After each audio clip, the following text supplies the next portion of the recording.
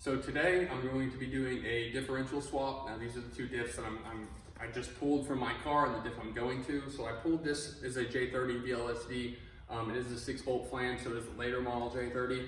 Never had an issue with it. vlsd worked great. I'm pretty sure it was a lower mileage diff.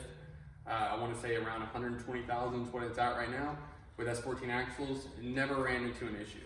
The problem is, and the reason why I'm swapping, is because now with the Turbo LS, I don't know how much power I'm gonna make. I know these 350Z diffs hold around 800 horsepower or 4 foot-pounds of torque. I don't know the rating where they go, but so I'm just trying to step it up and protect, I guess, the car as best as I can, start going after the breaking points and upgrading those.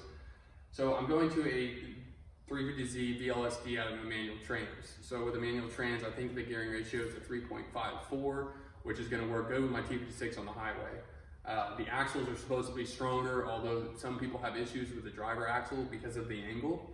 I'm gonna go ahead and see where I'm at. I lifted the car a lot, so the car looks like a monster truck. It's got a new wheel set up, so I'm hoping I don't run into issues there. If so, I can always go the Armada axle swap. With the Armada, it's like 1.25 inches shorter or 1 inch shorter or something like that, so it helps the angle. So I'm gonna go ahead and video the whole entire process of me doing this. I'm gonna paint the diff at the very end, so if it looks a little rusty, it won't when it's in the car. I bought the GK Tech conversion kit. So what that is just offset spacers for the diff, because the diff on the 350Z, I don't know if you can really tell from this angle, it's wider than the J30/S14 subframe. So they just make conversion fittings, solid aluminum, to move it over. And then also the only other thing I'll have to do is I'll have to drill my diff flange, because on the diffs themselves, the S14 ones are closer together and the 350Z/Q45 are wider.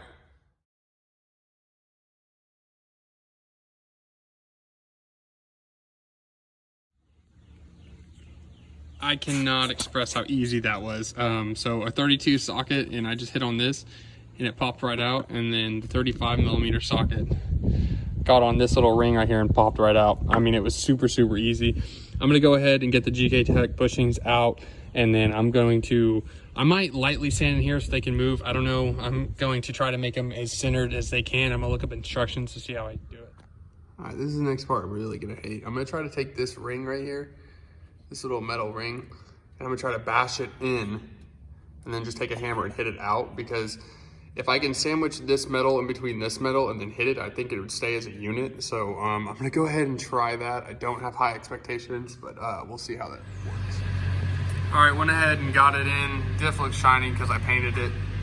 This bushing was probably the hardest one to do. As long as you bend the flanges in there and then start hitting it through, it comes out with not a huge problem.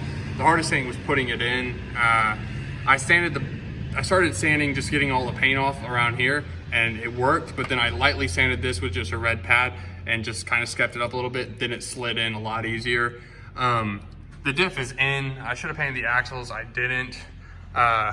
When installing these are really easy, because once they're knocked out, you just gotta clean up the rust on the inside, and then these will actually just slide in, and then you can turn them. If not, lightly sand them a little bit.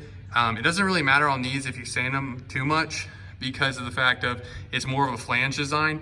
Because this is bigger than the inside, it's just gonna hold it up once it's tightened.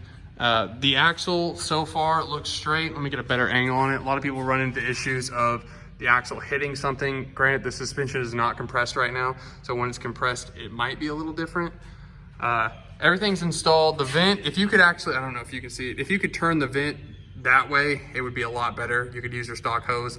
I didn't, so I just ran a new hose, and it ran up and connects right there with no issue.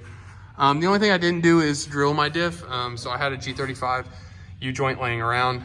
So I went ahead and pulled this off. I'm just gonna take this and my drive shaft up to the drive shaft shop, and then I'm gonna have them go ahead and put this or make a flange that holds a little bit more power onto my drive shaft, so I don't have any breakage right here. But all in all, it's actually a really easy swap. As long as you're running an S14 subframe, it's not hard at all. Everything lined up. I'm using stock 350Z passenger axle, stock 350Z driver's axle, and all this is going into a 1997 240SX. So as long as you got an S14, it shouldn't be a problem at all.